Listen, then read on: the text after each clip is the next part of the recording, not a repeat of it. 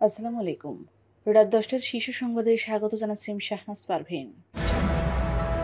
চীনে পৌঁছেছেন প্রধান উপদেষ্টা ডক্টর ইউনূস।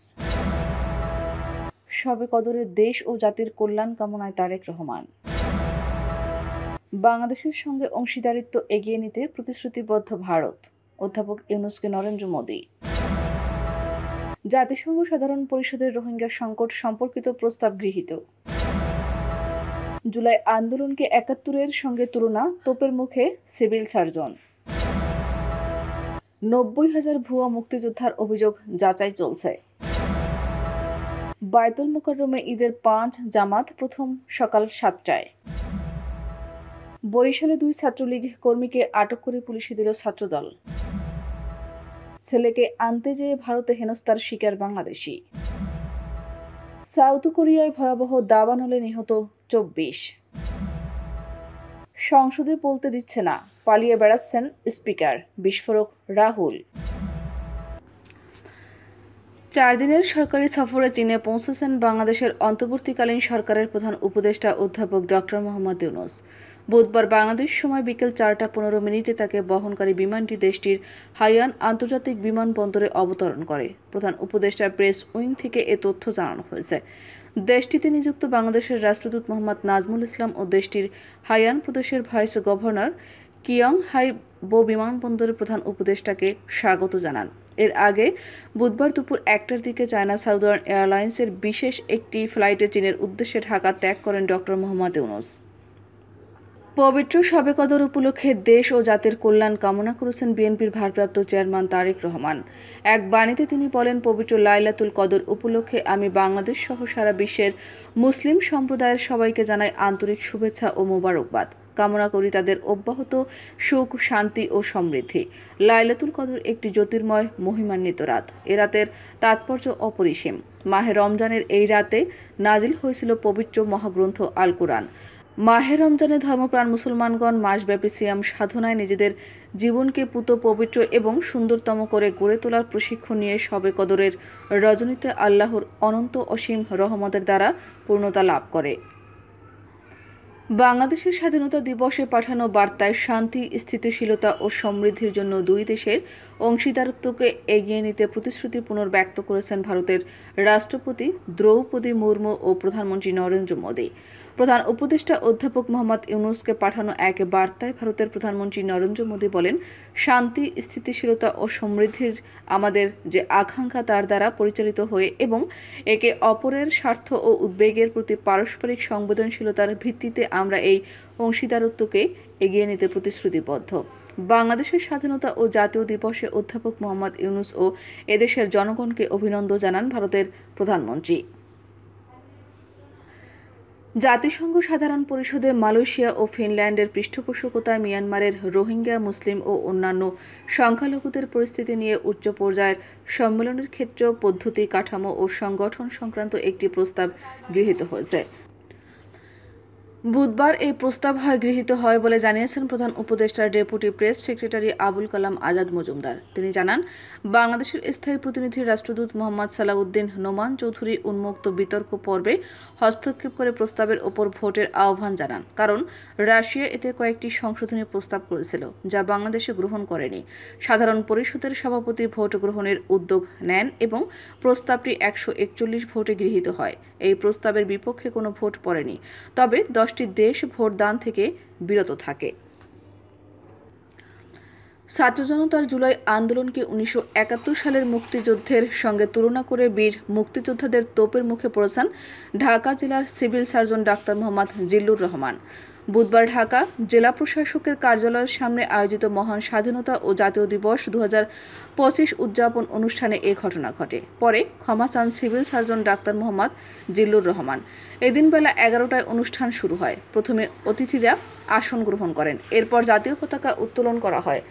পরে পায়রা ও বেলুন উড়িয়ে অনুষ্ঠানের উদ্বোধন করেন জেলা প্রশাসক তানভীর আহমেদ। সমাবেশ ও কুচকাওয়াজের পর বীর মুক্তিযোদ্ধাদের বরণ করে নেওয়া হয়। পরে আগত অতিথিরা বক্তব্য দেওয়া শুরু করেন। এক পর্যায়ে বক্তব্য দেওয়া শুরু করেন civil surgeon doctor Mohammad Zillur Rahman. তিনি বলেন, 1971 সালের আমরা যে স্বাধীনতা অর্জন করেছিলাম তার এখনও অপূর্ণতা রয়ে গেছে, যার কারণে 2024 সালে জুলাই আন্দোলন বীর মুক্তিযোদ্ধাদের যেমন সংবর্ধনা দিয়েছি, জুলাই আন্দোলনকারীদেরও সংবর্ধনা দেব। জিল্লুর রহমান বলেন, যে কারণে 1971 সালে স্বাধীনতার যুদ্ধ হয়েছিল, একই কারণে 2024-এ যুদ্ধ হয়েছে। বারবার যুদ্ধ করেছি। এ সময় সামনে বসে থাকা বীর মুক্তিযোদ্ধাদের তোপের মুখে পড়েন সিভিল সার্জন। মুক্তিযুদ্ধ বিষয়ক উপদেষ্টা ফারুক আজম বীর প্রতীক বলেছেন, 90,000 ভুয়ো মুক্তিযোদ্ধার অভিযোগ তদন্তের জন্য ডাটা এন্ট্রির কাজ চলছে। তিনি বলেন, এ পর্যন্ত 90,000 ভুয়ো মুক্তিযোদ্ধার বিরুদ্ধে দেশের বিভিন্ন জেলা থেকে অভিযোগ পেয়েছে। এর মধ্যে 40,000 ডাটা এন্ট্রি হয়ে গেছে, 50,000 ডাটা এন্ট্রির কাজ চলমান রয়েছে। মুক্তিযুদ্ধ মন্ত্রণালয় এখন সেগুলো যাচাই বাছাই করছে। মহান স্বাধীনতা ও জাতীয় দিবস উপলক্ষে মঙ্গলবার মুক্তিযুদ্ধ বিষয়ক মন্ত্রণালয়ে বাসুসের সঙ্গে এক সাক্ষাৎকারে তিনি একথা বলেন। পবিত্র ঈদুল ফিতরে বায়তুল মোকাররম জাতীয় মসজিদে 5টি জামাত অনুষ্ঠিত হবে। প্রথম জামাত হবে সকাল 7টা, এরপর 1 ঘন্টা পরপর একটি করে জামাত হবে, তবে শেষ জামাত অনুষ্ঠিত হবে সকাল 11:15টায়। বুধবার ইসলামিক ফাউন্ডেশনের এক সংবাদ বিজ্ঞপ্তিতে এ তথ্য জানানো হয়েছে। ঈদের দিন সকাল 7টা, 8টা, 9টা, 10টা ও 10:45 বায়তুল মোকাররমে ঈদের জামাত অনুষ্ঠিত হবে। সকাল 7টায় প্রথম জামাতে ইমামতি করবেন বায়তুল মোকাররমের পেশ ইমাম হাফেজ মুফতি মাওলানা মুহিবুল্লাহিল বাকি।